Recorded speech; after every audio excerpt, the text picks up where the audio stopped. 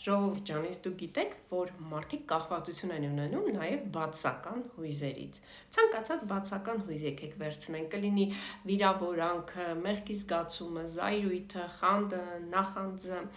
երբ է դա տեղի ունենում, երբ որ մարդը պատրաստ չի ցանկանում պատասխանատվությունը իր կյանքում կատարվածի համար վերցնել իր վրա եւ մեղադրում է բոլորին։ Այստեղ հիմնականում այդ մարդկանց մոտ մի միտք է գնում կարմիր գծով. ինչ վատն են մարդիկ կամ նրանք եւ ինչ մեղք եմ ես։ Եվ որպիսի այդպիսի մարդկանց փսիխիկային հարված չլինի, նրանք հաջորդիվ սկսում են տարբեր գործողություններ անել։ Մեկը սկսում է լաց լինել, երկրորդը ինչ որ տալ ջարդուփշուր անել, տարբեր իրերը, երրորդը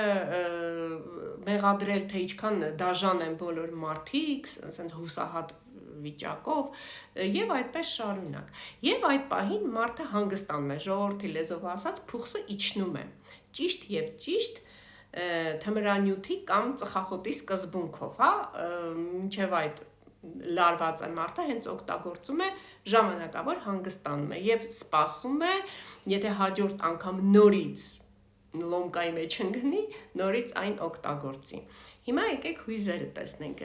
երբ մարդը վիրավորվում է մեկից, հաջորդ անգամ նորից կրկնում է նույն սխալը, մեղադրում է ուրիշին, լալիս է եւ այլն եւ այլն։ Եվ այս կախարդված շրջանը այնքան կշարունակվի, մինչև որ մարդը սովորի, որ իր կյանքում կատարվածի համար պետք է պատասխանատվությունը իր վրա վերցնի։ Այդ դա է իսկական հասուն եւ գիտակցված անձը, դրանով է մարդը ունենում հոգևոր աճ եւ եկեք սրանից հետո ոչ մեկից սպասումներ չունենանք եւ եթե ինչ որ մեկից վիրավորվենք, մի պահ կանգ առնենք եւ ասենք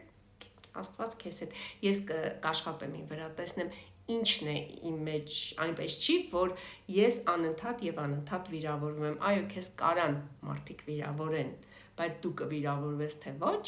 դա արդեն կախված է քեզանից։ Ու ասեմ, որ դա կներեք, այս բառը պետք է ասեմ, լոխություն չի, երբ որ քեզ վիրավորում են ու դու չես պատասխանում կամ չես զայրանում,